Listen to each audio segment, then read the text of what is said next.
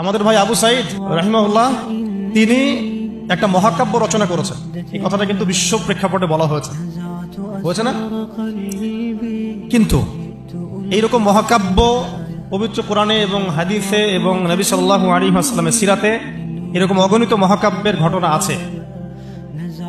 কিন্তু আমাদের কথা বলার উদ্দেশ্য হচ্ছে এই জীবন বিসর্জন যেন বিফলে না চলে যায়, তার জন্য বিফলে না, বরং এই জাতির জন্য যেন বিফলে না চলে যায়। কেউ যেন আমাদের ভাইদের রক্তের উপর সিঁড়ি বানিয়ে তার স্বার্থ উদ্ধারের মঞ্চ তৈরি করতে না পারে। এটাই আমাদের মূল আলোচনা। আপনাদেরকে শুরুটা বলছি এখান থেকে। দেখুন, এই সিরাতের আলোকে আমরা দেখি যে দিন প্রতিষ্ঠা নবীজি করে দিয়ে গেছেন না, জান নাই? এইটা প্রতিষ্ঠা করতে গিয়ে অনেককে অনেক স্যাক্রিফাইস করতে হয়েছে। এই স্যাক্রিফাইস গুলো যারা করেছেন তাদের কিছু মহাকাব্য বলে শেষ করতে।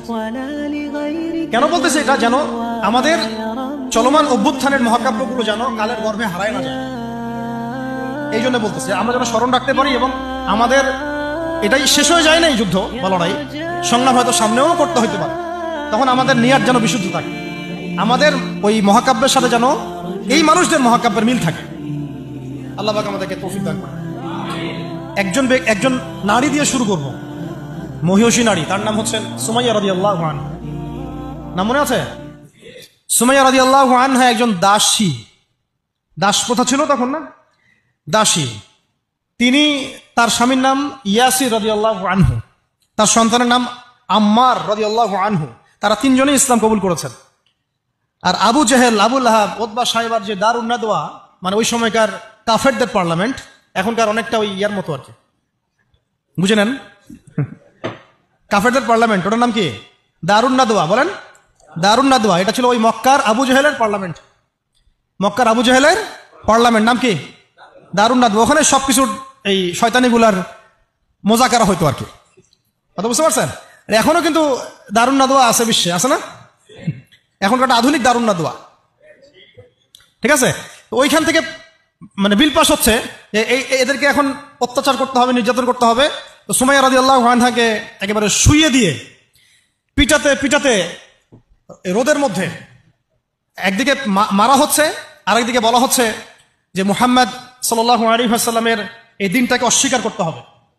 একটু ধৈর্য ধরেন, জাস্ট অল্প কিছু সময়, আমি শেষ করে দিচ্ছি। এই মুহাম্মদ সাল্লাল্লাহু আলাইহি ওয়াসাল্লামের এই দিনটাকে অস্বীকার করতে হবে, না হলে তোমাকে হত্যা করো। সে তো কোনোভাবেই দিন ছাড়তে রাজি নয়। শেষমেশ আবু জেহেল তাকে টিটকারি মেরে বলছিল যে বুঝেছি তুমি আসলে মুহাম্মাদের দিনের স্বার্থে না, বরং মুহাম্মদ সাল্লাল্লাহু আলাইহি ওয়াসাল্লামের সৌন্দর্য দেখে তার মনে হয় আকর্ষণে দিন কবুল করছে। এই কথাটা বলার সাথে সাথে সুমাইয়া রাদিয়াল্লাহু আনহা একদম তীব্র একটা প্রতিবাদ করেছেন, একটা গালি দিয়েছেন। খবিসের বাচ্চা, খবিস, নষ্ট নষ্ট মানুষের সন্তান, নষ্ট, এরকম একটা শব্দ আছে না আমাদের সমাজে, এরকম একটা মারাত্মক, মানে শক্ত একটা কথা বলে ফেলছে ওই সিচুয়েশনে। তো এইটা আবু জেহেলের তখন মানে ইজ্জতে লেগে গেছে। তো সে পাশে থাকা একজন ওর মানে সহকারী, তার হাতে একটা বর্ষা ছিল, ওই বর্ষাটা নিয়ে সুমাইয়া রাদিয়াল্লাহু আনহার তলপেট, লজ্জাস্থানের উপরের অংশে বরাবর একেবারে গেঁথে দিছে, এবং এটাতে ফিনকি দিয়ে রক্ত ছোটা শুরু হয়েছে, এবং এতেই তার শাহাদাত হয়ে গেছে।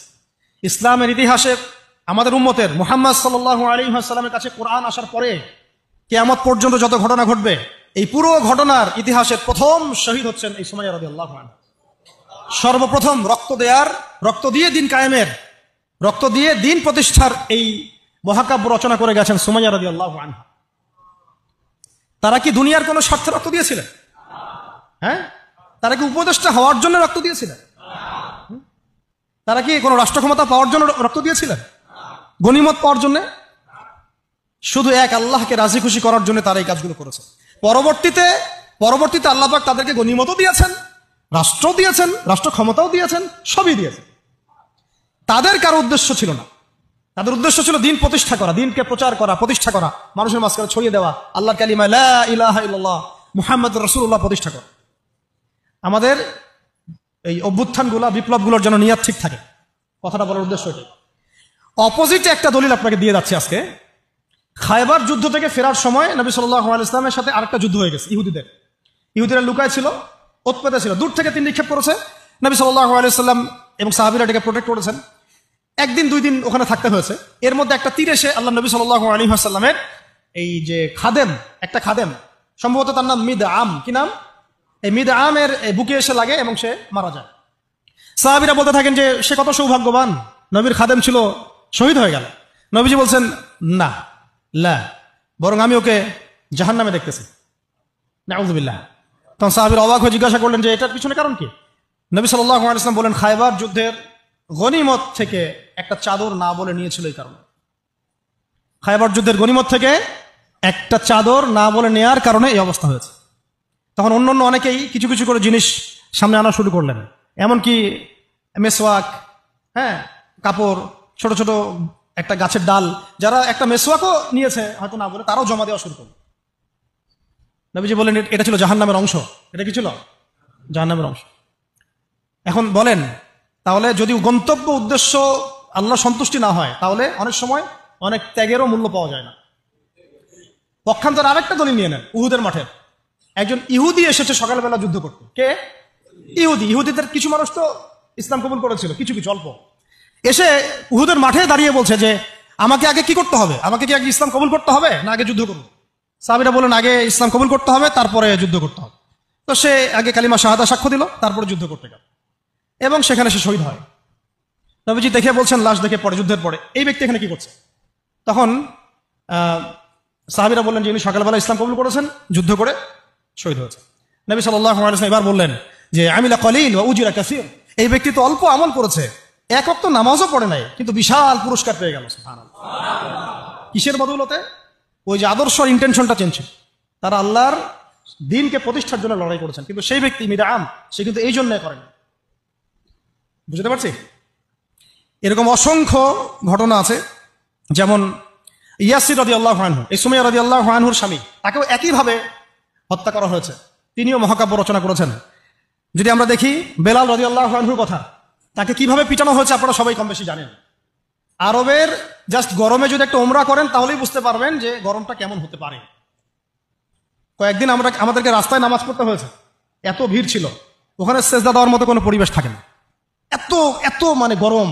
ওখানে দাঁড়িয়ে থাকলে আপনার পায়ে মনে ফসকা পড়বে। ওখানে একটা মানুষকে সারাদিন শুইয়ে রাখা হলে উত্তপ্ত বালুর মধ্যে, উপরে যদি পাথর চাপা দেওয়া হয়, আর সে তখনও বলতে থাকছে আহাদুল আহাদ, আল্লাহ এক, আল্লাহ এক, তাহলে তার ইমানের জজবা চিন্তা করুন। এই জীবন মহাকাব্য রচনা করেছে। এই জন্য বেলাল রাদিয়াল্লাহু আনহু সেই ব্যক্তি যিনি মক্কা বিজয়ের পরে কাবা ঘরের ছাদে উঠে আজান দিয়েছেন। সুবহানাল্লাহ। চিন্তা করা যায়?